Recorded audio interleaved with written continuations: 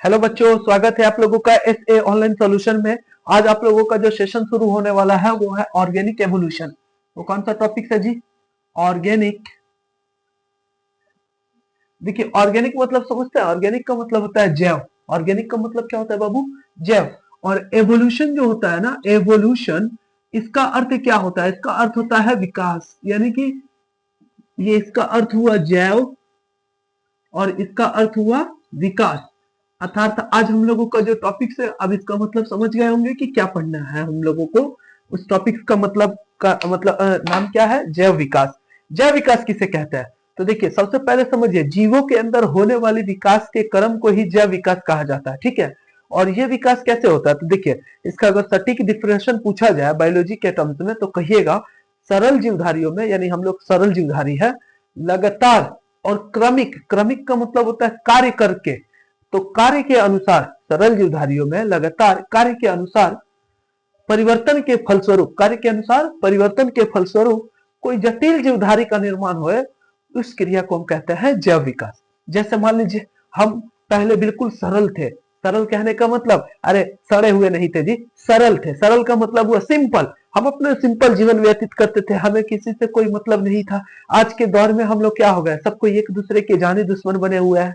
उसी तरह पहले हम लोग बिल्कुल सरल थे, तो सरल के फलस्वरूप जैसा जैसा कार्य पड़ा उसके अनुसार, तो गाना है ना, मौसम की तरह तुम भी बदल तो न जाओगे, बिल्कुल सही कहता है। मौसम की तरह खुद को बदलना पड़ता है। तो जैसा जैसा कार्य पड़ेगा वैसे वैसे हमें बदलना पड़ेगा। अर्थात यही बदलने की क्रम को ही हम जैव विकास कहते हैं। क्या कहते हैं बाबू? जैव विकास कहते हैं। और ये जैव विकास किसी जीवधारियों में हुआ, इसका प्रमाण चाहिए। कैसे प्रमाण मिलेगा? तो वो मिलेगा जीवाश्म से। वो क्या मिलेगा बाबू? जीवाश्म से। जीवाश्म समझते हैं? जीवाश्म को ही इंग्लिश में हम कहते हैं फॉसिल्स। क्या बोलते हैं जी? फॉसिल्स। फॉसिल्स का मतलब समझते हैं? फॉसिल्स का मतलब क्या होता है जी?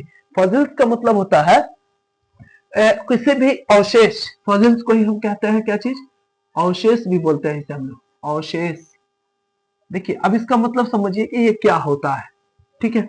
मान लीजिए, पहले के जमाने में इतना सारा, मतलब कि वर्कर्स नहीं थे, इतना सारा माइंड विकसित नहीं था लोगों का। तो पहाड़ के किनारों से कोई जंतु जा रहा होगा, हिरन हो या कोई भी जीव हो। अब क्या हुआ कि अचानक से कोई घटना हुई, पहाड़ का एक टुकड़ा दम गिर गया, दाब दिया उसको, खत्म, मर गया जी वहीं पे। इसका मतलब क्या हुआ? अब मर गया तो वो धीरे धीरे भूख प्यास की तड़प से मरेगा या दर्द से मरेगा, किसी भी ना किसी कारण से वो मरा। अब मरने के बाद उसकी हड्डी को हटाने के लिए इतने वर्कर नहीं थे, इतना सुविधा नहीं था, तो वो मतलब कि चट्टान के नीचे दब जाते थे। और दबने के बाद आज के दौर में अगर हम उस चट्टान को हटाए तो उनके कंकाल मिलते हैं, और वही कंकाल अवशेष होता है, और उसी अवशेष को जीवाश्म कहते हैं। इस जीवाश्म की मदद से हम जैव विकास का पता कर सकते हैं। कहिएगा सर ये क्या कह रहे हैं? यस, बिल्कुल राइट। आप सीआईडी देखे होंगे। सीआईडी में क्या दिखाता है कि ये आदमी 10 दिन पहले मरा होगा, ये आदमी कई डेड बॉडी 100 साल पुरानी है, ये डेड बॉडी जो है, या ये कोई हड्डी मिला, ये हड्डी, जैसे आप कभी कभी यूट्यूब पर देखे होंगे कि वेल मछली, इसकी हड्डी इतनी पुरानी है, ये वेल मछली का नहीं हो सकता, ये इसका हो सकता है। बहुत सारी ऐसी वीडियो होगी। तो इसका मतलब क्या हुआ? वो आयु का पता किया, एज का पता किया। कैसे चला जी? फॉसिल्स से, जीवाश्म से। और इसी ये जीवाश्म बहुत इंपॉर्टेंट होता है जैव विकास में। जैव विकास में जीवाश्म का बहुत बड़ा रोल है। अर्थात जीवाश्म का अध्ययन करना जीवाश्म विज्ञान कहलाता है। इसे इंग्लिश में पैलियोंटोलॉजी कहा जाता है। देखिए, पैलियोंटोलॉजी क्या होता है आप लोगों को मैं बता दिया हूं कि पैलियोंटोलॉजी, इसे हम कहते हैं जीवाश्म विज्ञान। क्या बोलते हैं बाबू? जीवाश्म विज्ञान। तो विज्ञान की वह शाखा जिसके अंतर्गत हम लोग जीवाश्म का अध्ययन करते हैं, जीवाश्म विज्ञान कहलाता है। ठीक है। तो जैव विकास कैसे हुआ, इसका कोई तो प्रमाण चाहिए। तो प्रमाण मिलेगा जी। सबसे पहला नंबर प्रमाण जीवाश्म। सबसे पहला नंबर प्रमाण जीवाश्म का प्रमाण। जीवाश्म का प्रमाण, जीवाश्म का प्रमाण। चलिए हम समझते हैं, किसी भी जीवों का विकास हुआ, इसका सबसे पहला प्रमाण कौन दिया जी? जीवाश्म दिया। कैसे दिया? चलिए एग्जांपल समझिए। सबसे पहले एक होता है संयोजी कड़ी। संयोजी कड़ी, गौर से समझिएगा। संयोजी का अर्थ क्या होता है? कनेक्टिव, कनेक्ट, संयोजी का मतलब होता है कनेक्ट, तो अर्थात इसका अर्थ हुआ कनेक्टिव लिंकेज, कनेक्टिव लिंकेज। गौर से समझिएगा ये क्या होता है। जीवाश्म का परमाणु जो है ये कनेक्टिव लिंकेज के रूप में पहली बार उभर के आया, ठीक है। और ये कहानी बड़ी विचित्र है, ये कहानी बड़ी विचित्र है, एक पक्षी की है और एक सरीसृप का गुण रखने वाली पक्षी जिस, अच्छा एक मैं आपको बता दूं, गौर से समझिएगा, एक वैज्ञानिक थे जिनका नाम था वैगनर, पता ना आप लोग सुने हैं कि नहीं, वैगनर, जो कि जर्मनी में बोवेनिया नामक स्थान पर, बोवेरिया नामक स्थान पे अपनी बगीचे की खुदाई कर रहे थे, जिसके फलस्वरूप उन्हें बड़ी विचित्र चीज दिखा। क्या दिखा जी? एक चीज मिला जिसका नाम था आर्कियोप्टेरिक्स, आर्कियोप्टेरिक्स, आर्कियोप्टेरिक्स। ये आर्कियोप्टेरिक्स में बड़ी विचित्र गुण था। ये आर्कियोप्टेरिक्स ये एक बर्ड था, नहीं नहीं इसे बर्ड्स कहना दिक्कत की बात है। कहिएगा सर क्या कह रहे हैं, कभी बोल रहे हैं बर्ड्स है, कभी बोल रहे हैं नहीं है। ये आप जो भी है बिल्कुल क्लियर बताइए कि ये है क्या, ये है क्या? तो ये बर्ड्स भी है जी एंड रेप्टाइल्स भी है। कहिएगा सर ये रेप्टाइल्स क्या होता है? ठीक है, तो गौर से समझिए, बर्ड्स का मतलब तो सबको पता होगा आई थिंक, पक्षी। रेप्टाइल्स का अर्थ क्या होता है? इसे कहते हैं सरीसृप। सरीसृप मतलब रेंग कर चलने वाली जीव, जैसे छिपकली, जैसे सांप। कहिएगा सर ये बड़ी क्या कहानी ये सब बता रहा है, फालतू लग रहा है हमें। अरे नहीं जी सच बता रहा हूं जी। वो अपनी जब बगीचे की खुदाई कर रहे थे ना, एक कंकाल मिला, जो कंकाल कैसा था पता नहीं, उसकी हड्डी को जोड़ जोड़ के वैज्ञानिक जब देखे तो वो दंग रह गए। क्या दंग रह गए? तो देखे क्या, क्या देखे? मिला ये कि उस कंकाल को जोड़ने पर आधा शरीर उसकी चिड़िया की तरह है और आधा गुण जो है उसके अंदर सरीसृप का है। इसका मतलब कोई ऐसा जीव होगा जो सरीसृप से पक्षी में कन्वर्ट हुआ होगा या पक्षी से सरीसृप में कन्वर्ट हो गया होगा। तो इसका अर्थ क्या हुआ? कुछ ना कुछ तो परिवर्तन, विकास हुआ जीवधारियों में।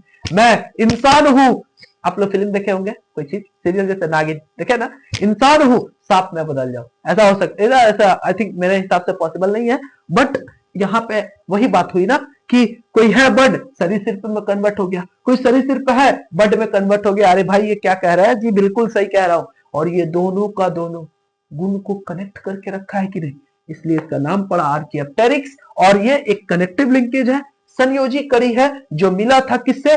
जीवाश्म से, हड्डी से। इसलिए हम पहला प्रमाण कहते हैं जीवाश्म का यही संयोजी कड़ी।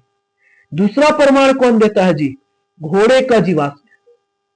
कौन देता है जी? घोड़े का जीवाश्म देता है हमें। कहिएगा सर क्या कह रहे हैं? तो बिल्कुल सही जी, बिल्कुल सही सुन रहे हैं जी आप।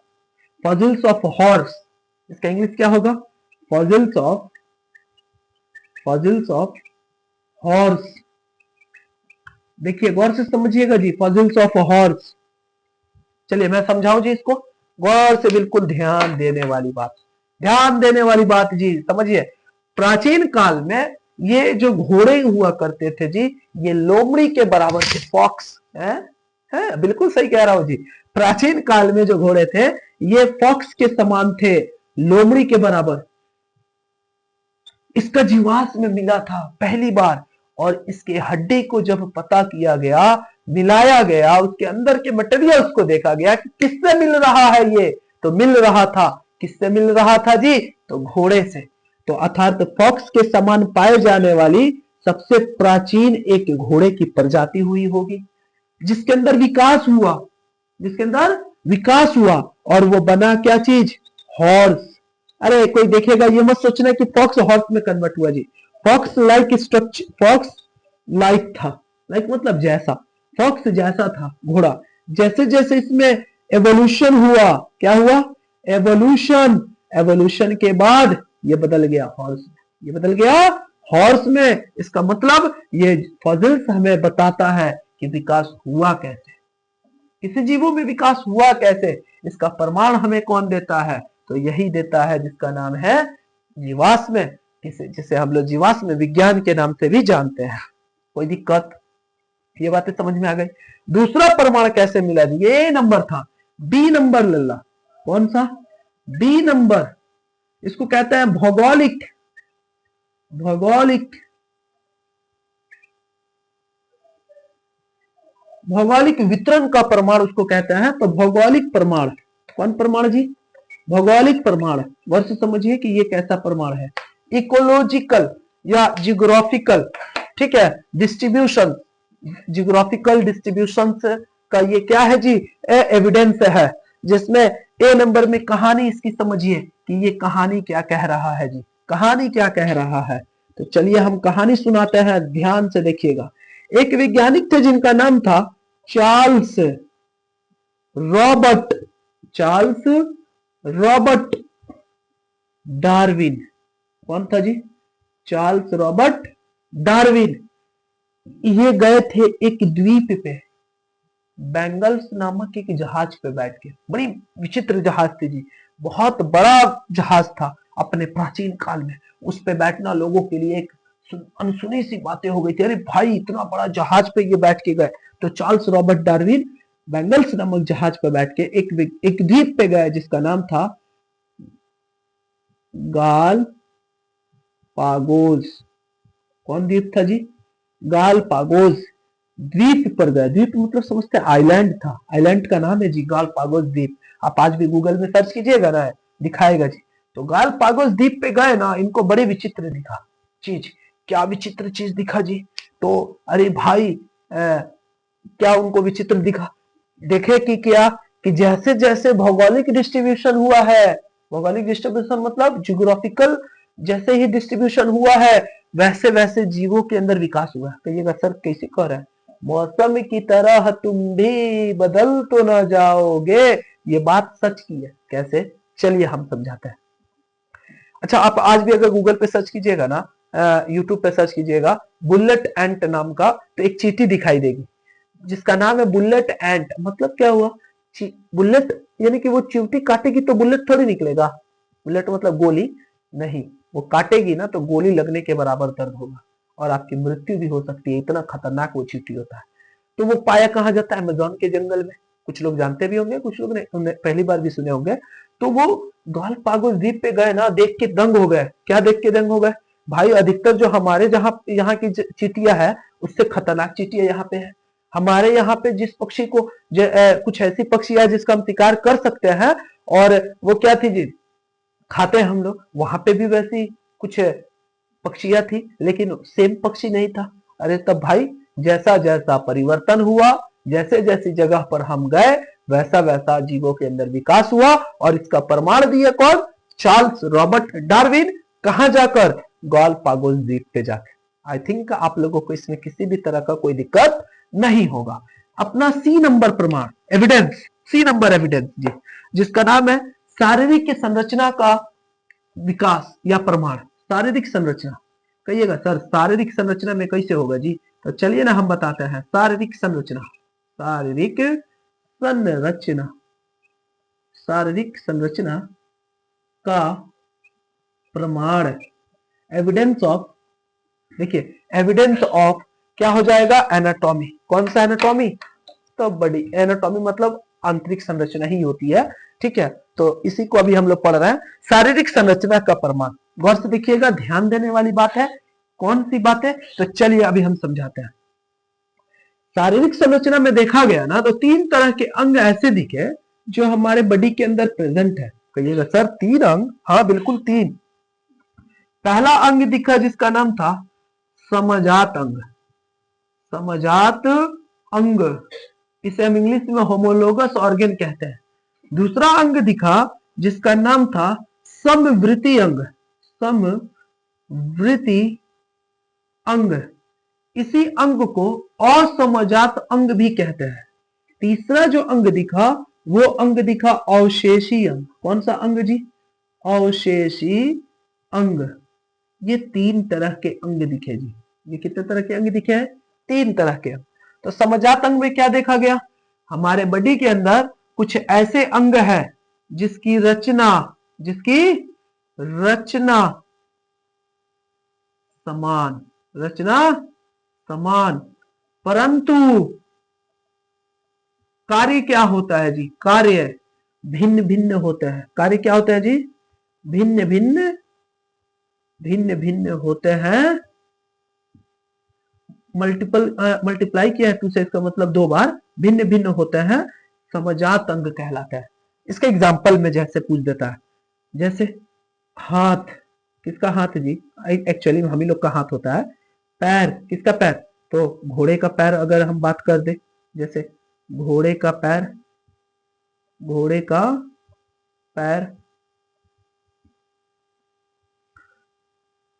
वेल का फिलपर्स,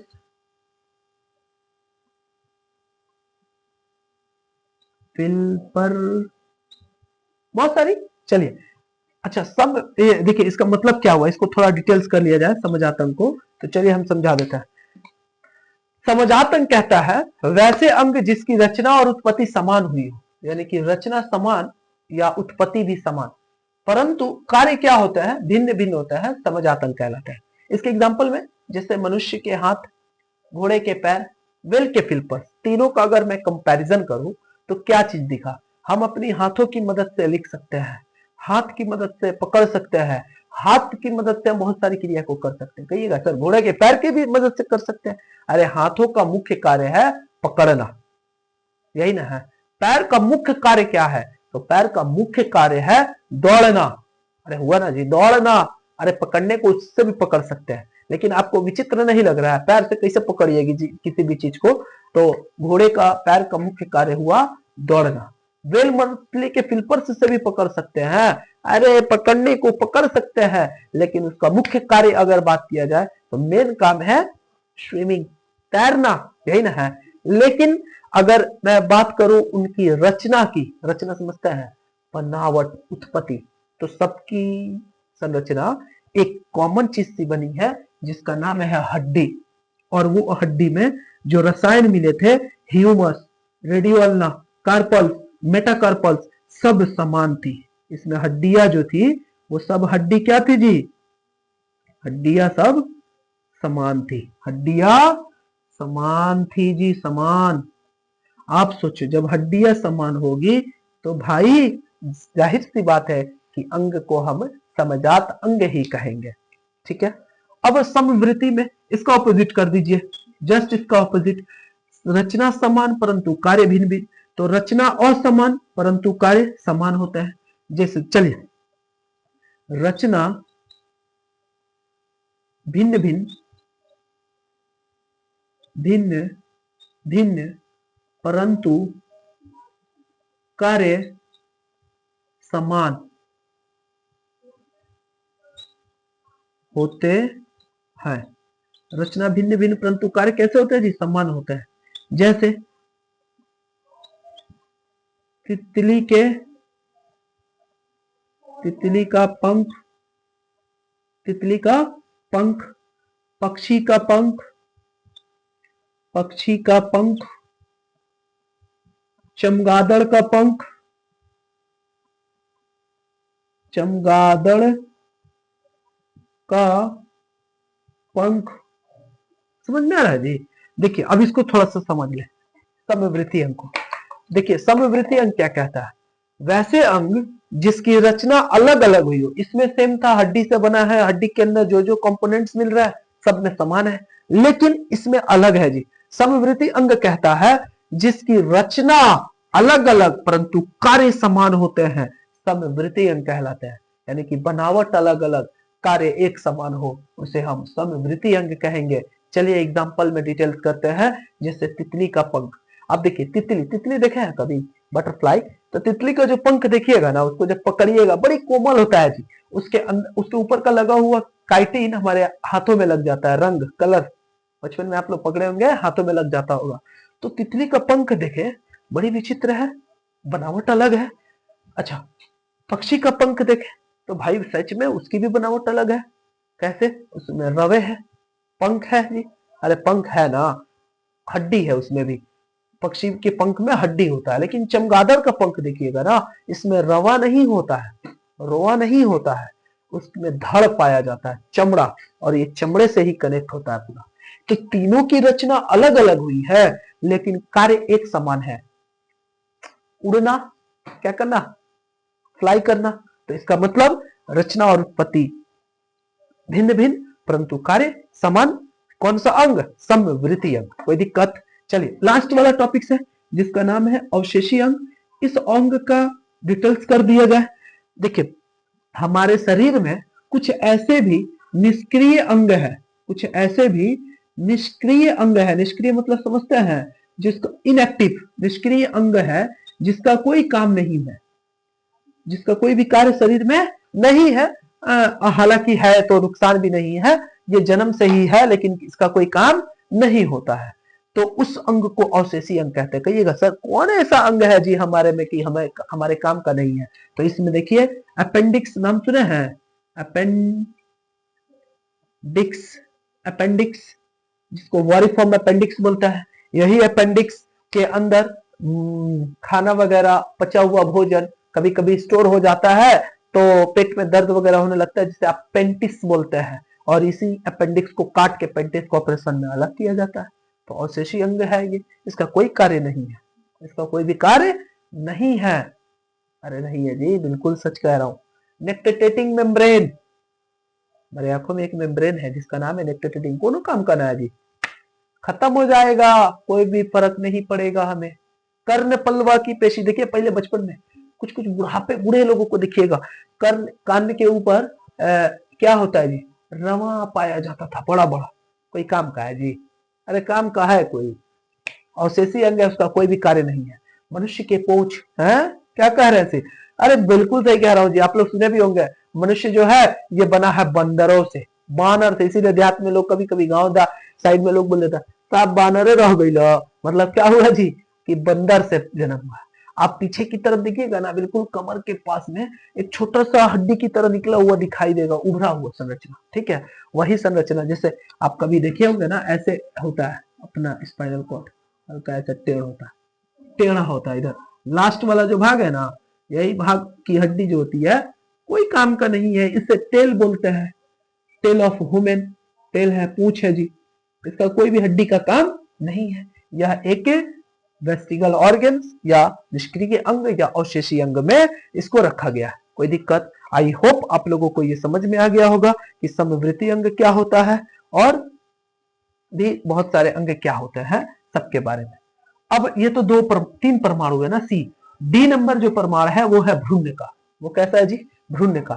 जैसे अगर मैं बात करूं, किसकी किसकी बात करूं जी, तो चलिए मैं एग्जांपल सोच लेता हूं। जैसा फ्रॉग, मेढक, मेढक देखा है ना जी, फ्रॉग की बात कर लिए। मछली, अगर मैं इन दोनों का कंपैरिजन करूं तो क्या दिखेगा जी? भ्रूण का परमाणु। अगर मनुष्य का भी बात करूं मैं, तो भ्रूण का मतलब होता है शुरुआती अवस्था, बिल्कुल 1 डे से शुरू। हमारा जो मतलब कि डेथ है, मतलब डेथ है कि गेस्टेशन पीरियड, वो कितना है? 9 महीना। हमारा हर जीवों का अलग अलग है। उसी तरह लेकिन अगर मैं देखूं ना, जब शुरुआती अवस्था प्रथम दिन से, फर्स्ट डे से, तो हमारा भ्रूण, हम लोग जो थे बचपन में बिल्कुल 1 डे से माँ के गर्भ में, तब से वो संरचना को अगर कैप्चर कर लिया जाए, मछली के भ्रूण को कैप्चर किया जाए, मेढक के भ्रूण को कैप्चर किया जाए, तो तीनों का भ्रूण सेम, एक समान। तो भ्रूण भी ये बताता है कि जैव विकास हुआ। बचपन में थे सब कोई एक समान भ्रूण अवस्था में, लेकिन जरूरत के हिसाब से, क्लाइमेट के हिसाब से, वातावरण के हिसाब से हम क्या हो गए? अलग अलग हो गए। और ये प्रमाण बता रहा है कि क्या हुआ? भ्रूण ने विकास किया, भ्रूण के द्वारा भी विकास हुआ। आखिर कैसे पता जी मछली के भ्रूण को कि मुझे मछली ही होना है, मेढक नहीं बनना? आखिर कैसे पता है एक बकरी के बच्चे को कि मुझे बकरी ही बनना है, कुत्ता नहीं बनना है? कैसे पता चला मनुष्य को कि मुझे मनुष्य ही बनना है, मुझे सांप नहीं बनना है? कभी कभी ऐसे भी सुने होंगे, कोई आदमी सांप का जन्म दे दिया। अरे बिल्कुल नहीं हो सकता है जी, ये कतई पॉसिबल नहीं है। ये कतई पॉसिबल नहीं है कि एक व्यक्ति सांप दे दे जन्म। अरे कैसे हो जाएगा जी? बिल्कुल विचित्र बात लग रही है ना। ये बायोलॉजी के अकॉर्डिंग तो पॉसिबल नहीं है, लेकिन ऊपर वाले चाहे तो कुछ भी पॉसिबल है। ठीक है, मैं उनको नहीं ठुकरा रहा हूं, लेकिन बायोलॉजी के अकॉर्डिंग गलत है ये बिल्कुल, लेकिन ऊपर वाले चाहे तो वो तो कुछ भी कर सकते हैं, प्रलय ला सकते हैं कभी भी। ठीक है, इसलिए ना कबीरदास दोहे में बोले हैं, मलमल धोए, मलमल धोए शरीर, धोए न मल का मैल, मलमल धोए शरीर, धोए न मल का मैल, नहाए गंगा गोमती, रहे बैल के बैल। समझ में आ रहा है जी। चलिए आज का क्लास आपका जो है इतना ही रहता है। आगे की जो हमारी लेक्चर है और जो क्लास है ये फिर आपको अगले पार्ट में या अगले लेक्चर करके मिल जाएगा, और ये चैप्टर को बिल्कुल इसी तरह खत्म किया जाएगा। आई होप आप लोग को ये वीडियो अच्छी लगी हो तो दोस्तों के पास शेयर कीजिए। वीडियो के लास्ट तक बनने की कोशिश आप लोग नहीं करते हैं जी। जो बच्चे लास्ट तक जुड़े रहते हैं ना उनको फायदा होता है। ठीक है, थैंक यू सो मच।